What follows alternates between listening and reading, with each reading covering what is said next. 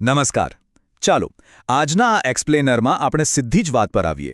આજે આપણે વિવેક સિંઘલના વિચારો પર આધારિત વ્યક્તિગત અને વ્યાવસાયિક વૃદ્ધિ માટેના એક ખૂબ જ પાવરફુલ 10 મુદ્દાના માળખાને ડીકોડ કરવાના છીએ. રોજબરોજના જીવનમાં જબરદસ્ત શિસ્ત અને પ્રગતિ લાવવા માટે આ માહિતી ખરેખર એક ગેમ ચેન્જર સાબિત થઈ શકે છે.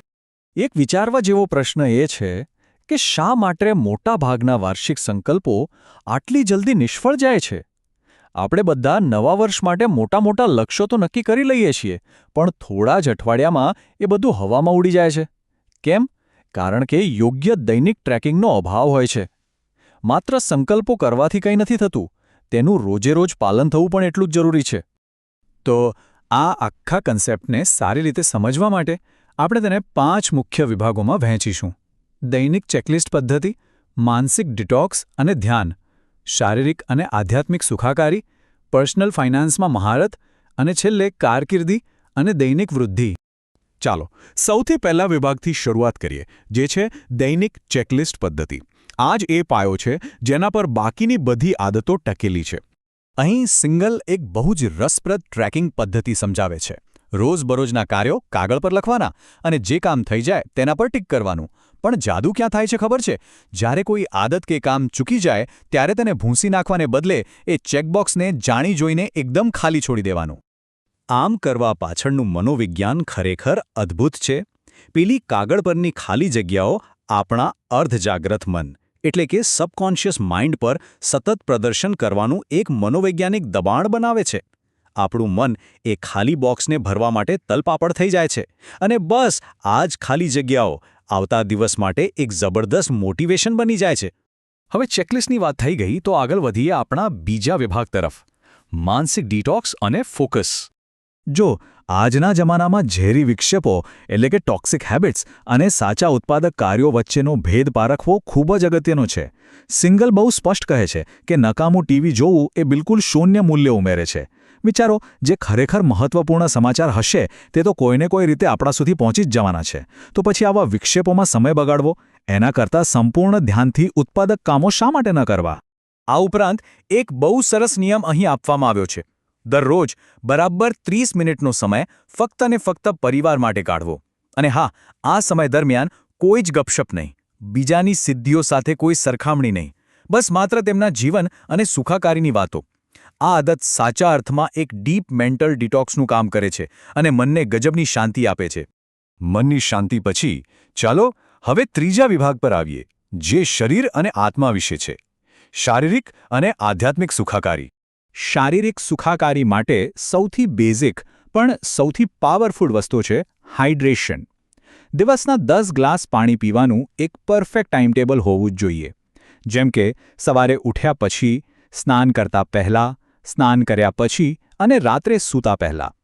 આ યોગ્ય સમયે પાણી પીવાની આદત માત્ર સ્વાસ્થ્ય જ નથી સુધારતી, પણ અકાળ વૃદ્ધત્વને રોકવામાં પણ બહુ મોટો ભાગ ભજવે છે.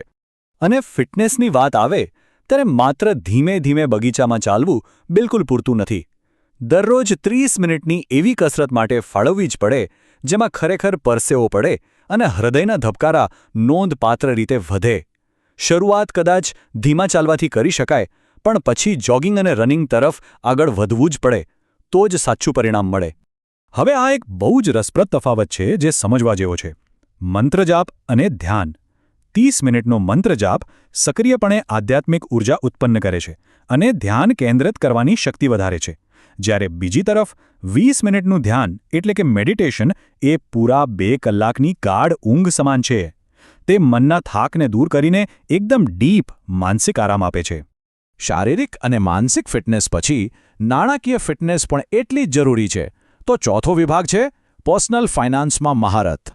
ફાઇનાન્સમાં આ એક થંબ રૂલ છે જેને ઓય કાળે તોડવાનો નથી.